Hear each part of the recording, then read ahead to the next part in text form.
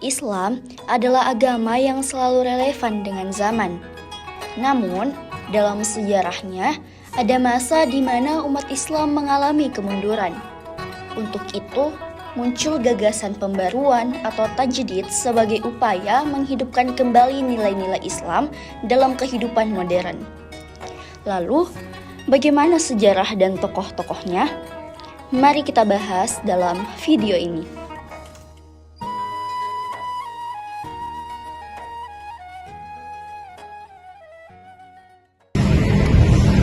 Dalam kosakata Islam, terminologi pembaruan menggunakan kata tajdid.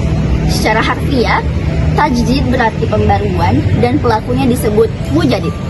Kata tersebut mencerminkan suatu upaya kaum muslim untuk menghidupkan kembali keimanan Islam beserta praktik-praktiknya dalam komunitas kaum muslimin. Berkaitan dengan hal tersebut, pembaruan dalam Islam tidak menyangkut aspek dasar atau fundamental ajaran Islam. Artinya pembaruan ini tidak dimaksud untuk mengubah, memodifikasi, atau merevisi nilai-nilai dan prinsip-prinsip Islam agar sesuai dengan selera zaman. Sebaliknya, pembaruan ini lebih berkaitan dengan penafsiran atau interpretasi terhadap ajaran dasar Islam agar sesuai dengan perkembangan zaman dan dapat diaktualisasikan dalam konteks sosial yang berbeda-beda.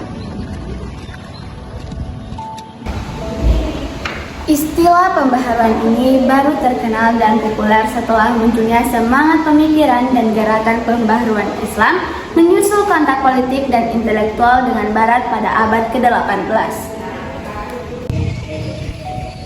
Latar belakang munculnya pembaruan dalam bidang pendidikan Islam antara lain adanya situasi sosial keagamaan masyarakat Mesir yang pada saat itu dipenuhi dengan taklid, bid'ah, kufarat, dan juga pemikiran yang statis. Sama halnya dengan Al-Afghani dan Muhammad Abduh yang memandang bahwa keterbelakangan umat Islam yang amat diperhatikan adalah tradisi intelektual yang intinya ialah kebebasan berpikir. Kesadaran itu tumbuh saat masa senja Ottoman di Turki. Seperti yang kita tahu, Turki merupakan pintu masuk menuju Eropa. Dengan demikian, merekalah yang paling tahu tentang perkembangan yang sedang berlangsung di Eropa. Oleh sebab itu, latar belakang dari pembaruan tersebut adalah kontak langsung yang terjadi antara masyarakat Muslim yaitu Ottoman dan masyarakat Nasrani yaitu Eropa.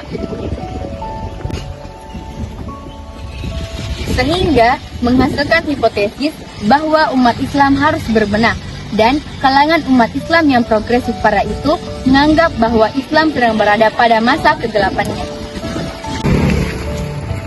Periode modern, yaitu 1800 Masehi dan seterusnya adalah zaman kebangkitan umat Islam. Ketika Mesir jatuh ke tangan Barat, yaitu Prancis, serentak mengagetkan dan mengingatkan umat Islam bahwa ada peradaban yang maju di barat sana, yaitu Eropa, dan merupakan ancaman bagi umat Islam. Sehingga menimbulkan keharusan bagi raja-raja Islam dan pemuka-pemuka Islam untuk melakukan pembaharuan. Setelah bangsa Eropa mempelajari filsafat dan ilmu pengetahuan dari ilmuwan Islam, mereka mengembangkan ilmu-ilmu tersebut.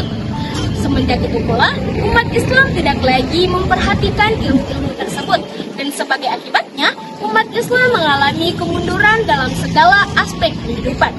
Kondisi sosiologis seperti ini menyebabkan kaum elit Muslim merasa perlu untuk melakukan pembaharuan. Hal ini karena agama doktrin yang bersifat absolut kekal tidak dapat diubah dan mutlak.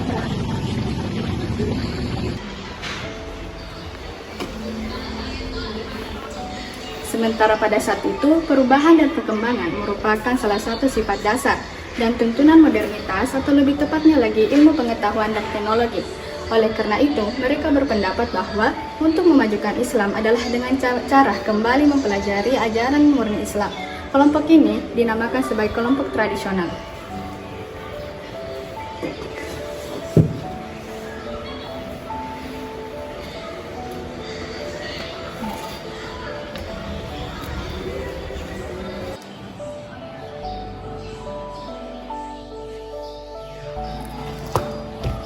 Adapun faktor-faktor pembauran Islam diantaranya adalah yang pertama, kepercayaan terhadap Barat secara keseluruhan yang dialami oleh generasi baru Muslim.